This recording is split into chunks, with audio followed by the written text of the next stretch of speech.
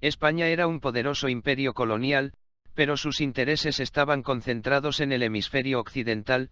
En el continente africano, la presencia de los españoles era ínfima en comparación con cualquier otra potencia colonial. Sin embargo, Madrid aún controla los dos antiguos enclaves de Ceuta y Melilla en la costa norte de Marruecos. Se desplegaron verdaderos ejércitos coloniales en América y Filipinas, mientras que la organización militar se desarrolló lentamente en las posesiones africanas. Esto se debió al hecho de que los enclaves marroquíes no solo eran pequeños, sino que también estaban ubicados cerca de la metrópoli. Sus guarniciones eran fáciles de abastecer y rotar, así que no se habló de un ejército africano separado. Recién a principios del siglo XX se empezó a crear el Ejército Africano de España. Eran las fuerzas nativas regulares, la Legión extranjera. Los españoles observaron de cerca la creación de formaciones similares en el ejército francés. Sin embargo, los españoles encontraron considerables dificultades para formar el cuerpo de regulares. Solo pudieron atraer a los marroquíes,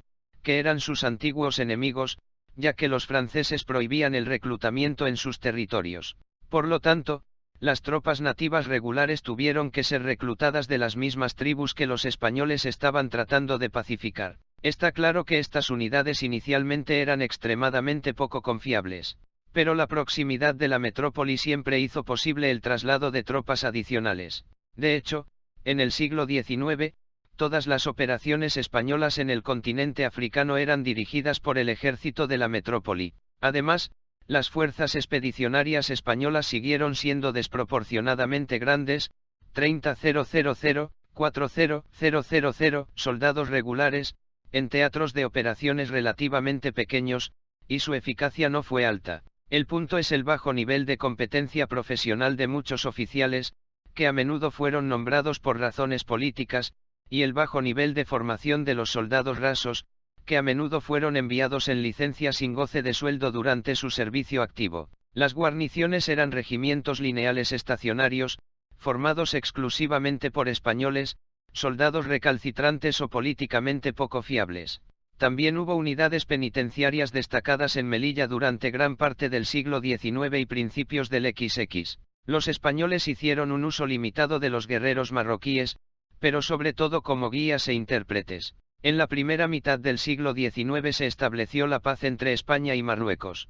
Este fue un golpe de suerte para los españoles porque fue un periodo durante el cual su país experimentó una serie de revoluciones y guerras civiles. El ejército estaba constantemente sujeto a la desorganización, y esto afectaba tanto a las guarniciones de Ceuta como a las de Melilla. En 1848 se levantaron dos batallones de infantería ligera cazadores, Chasseurs, pero fueron disueltos al año siguiente. En 1859, las dificultades internas obligaron a España a entrar en guerra con Marruecos. El cuerpo expedicionario español al mando del general O'Donnell desembarca en Ceuta. En varias batallas, los marroquíes fueron derrotados. No pudieron resistir los nuevos fusiles Minié, pero en el combate cuerpo a cuerpo infligieron un daño considerable al enemigo. Habiendo ganado todas sus batallas, los españoles perdieron unos 2.000 muertos, más otros 5.000 que murieron por enfermedades. Es significativo que una parte significativa de la fuerza expedicionaria,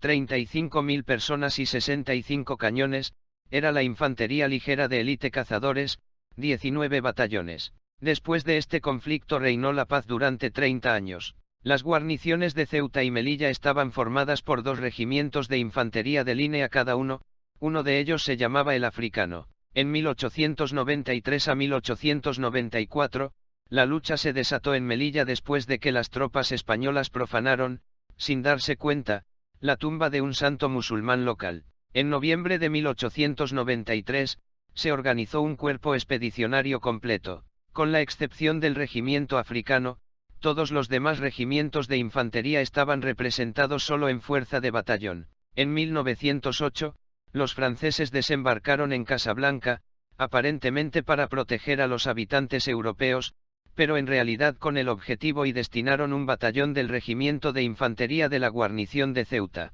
La penetración de España en el norte de Marruecos se inició en julio de 1909 con una ofensiva desde la región de Melilla. La agrupación, 43.500 combatientes, de nuevo consistía en gran parte en cazadores, jägers. En 1912 se estableció un protectorado español sobre el norte de Marruecos. En ese momento, las fuerzas coloniales tenían 4 campos de policías nativos, batallones, 2 compañías de infantería y un escuadrón de caballería en cada uno. El primer campamento de tropas autóctonas regulares de Marruecos se formó en 1911 en Melilla.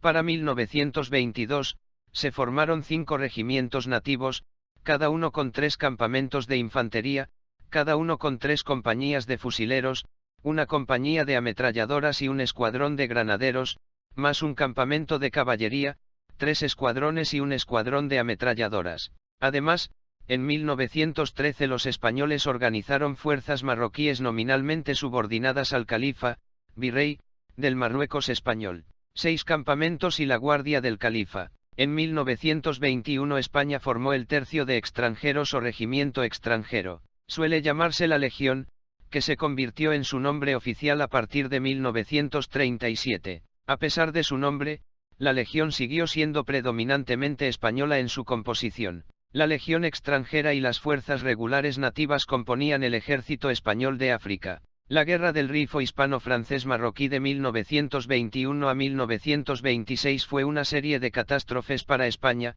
que culminó con la batalla de Angual. El 22 de julio de 1921, la guarnición española de Ambala, dirigida por el general Silvestre, fue atacada y destruida por unidades irregulares de la República del Rif bajo mando directo. De hecho, todo el grupo 5000 fue destruido, el cuerpo del general Silvestre nunca fue encontrado. Esto llevó a una retirada presa del pánico, lo que resultó en la pérdida de hasta 19.000 hombres de un cuerpo 24.000. En abril de 1925, los bereberes de la República del Rif atacaron a las tropas francesas.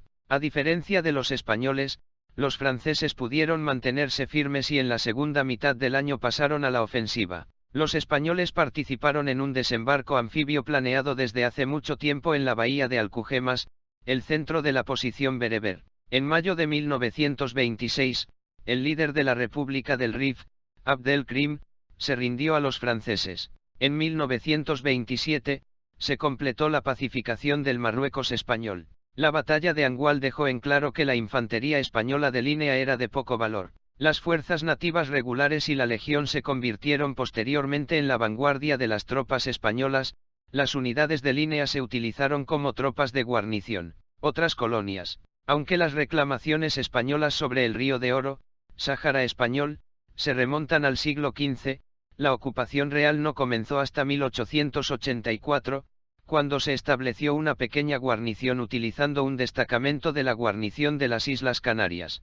Capellubi fue ocupado en realidad solo en 1916. Se crearon tropas nómadas para controlar el interior. El enclave de Ifni fue cedido a Marruecos en 1860, pero no fue ocupado hasta 1934. Guinea Española, Fernando Po y Río Muni. España compró la isla de Fernando Po a Portugal en 1778 como parte de un acuerdo territorial destinado a dar a los españoles una base para el comercio de esclavos en África Occidental. De hecho, abandonaron la isla en 1800, pero en 1843 una expedición naval española regresó para expulsar a los comerciantes británicos que se habían establecido allí. Los españoles también reclamaron el territorio continental de Río Muni, pero hasta la década de 1930 mostraron poco interés en desarrollar cualquiera de los dos territorios. La presencia española se mantuvo mediante expediciones puntuales hasta 1858, cuando se creó la Compañía de Infantería de Fernando Po.